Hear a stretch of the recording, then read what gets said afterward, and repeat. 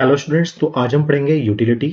और यूटिलिटी होती है unit of want satisfying power of a commodity. तो जैसा कि लिखा है यहाँ पर, utility is the unit of want satisfying power of a commodity.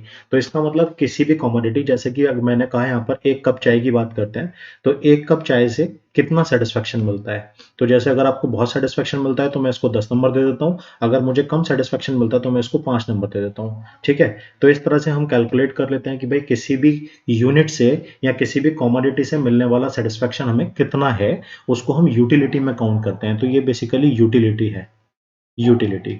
अब मैंने इसको यहाँ नंबर्स की फॉर्म में यूटिलिटी को कैलकुलेट कर लिया, तो इसीलिए हम इसको बोल देते हैं कार्डिनल यूटिलिटी। कार्डिनल यूटिलिटी, ये कार्डिनल यूटिलिटी है। वहीं अगर मैं ऐसे बोलता है इसको कि भाई मुझे बहुत ज़्यादा सेटिस्फेक्शन मिला या कंपैरेटिवली कम सेटिस्फेक्शन मिला, जब मैं कंपैरिजन करने लगता हूँ, ठीक है, जब मैं नंबर ना देके कंपैरिजन, लेस सेटिस्फेक्शन या मोर सेटिस्फेक्शन की जब मैं बात करता हूँ, तो उसको बोल देते हैं हम ऑर्डिनल यूटिलिटी। ठीक है स्टूडेंट्स। तो अब यहाँ पर देखिए, यहाँ लिखा हुआ है कि किसी भी कमोडिटी से अगर आपको ज़्यादा सेटिस्फेक्शन मिलता है तो आप उसको ज़्यादा कंज्यूम करेंगे, और वहीं किसी भी कमोडिटी से मिलने वाला सेटिस्फेक्शन अगर कम है तो उसका कंजप्शन भी कम होगा। तो यहाँ हम कह सकते हैं कि जैसे अगर हमें इस यूनिट से मिलने वाला सेटिस्फेक्शन टोटल 10 यूटिलिटी है, टोटल 10 यूटिल्स हमें मिल रहे हैं, तो हम इसको ज़्यादा कंज्यूम कर सकते हैं। वहीं अगर इससे मिलने वाला सेटिस्फेक्शन सिर्फ 5 यूटिल्स है तो हमारा जो कंजप्शन होगा वो कंपैरेटिवली कम हो जाएगा, क्योंकि ये ऑब्वियसली शो कर रहा है कि ये हमें चाय जो है वो कम पसंद है। ठीक है। तो वहीं बात कर लेते हैं कुछ इकोनॉमिस्ट की, जिन्होंने यूटिलिटी का कॉन्सेप्ट दिया था और वो यूटिलिटी को किस तरह से देखते हैं। तो सबसे पहले बात करते हैं जेरेमी बेंथम की।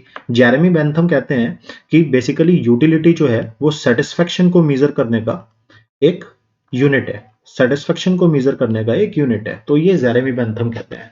जेरेमी बेंथम ने कहा है कि ये साइकिक फीलिंग है, यानी कि एक मन की इच्छा है। ठीक है। अगर आपको बहुत ज्यादा पसंद है ना, इच्छा बहुत ज्यादा है इस चीज की और ये आपको मिल जाती है तो आप इसको ज्यादा नंबर देते हो, और इसकी इच्छा कम है और ये फिर आपको मिलती है तो इसको आप कम नंबर देते हो। तो इन्होंने इस तरह से इसको एक्सप्लेन किया।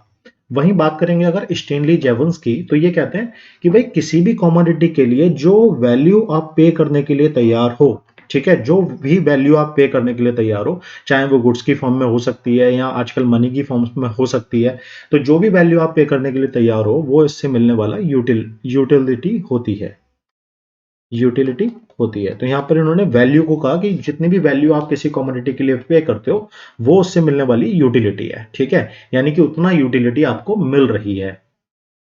नेक्स्ट है मार्शल। मार्शल ने भी यही कहा जो स्टैनली ने कहा, बस इन्होंने ये कहा कि किसी भी कमोडिटी के लिए जो मनी आप रेडी टू पे होते हो, ठीक है, जितना पैसा आप पे करना चाहते हो, ठीक है, वही उसकी यूटिलिटी है, वही उसकी यूटिलिटी है। तो ये मार्शल कहते हैं।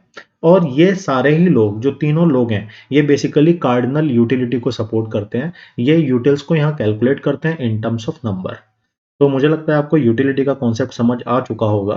तो अब हम नेक्स्ट वीडियो में देखेंगे total utility, marginal utility and average utility का कॉन्सेप्ट।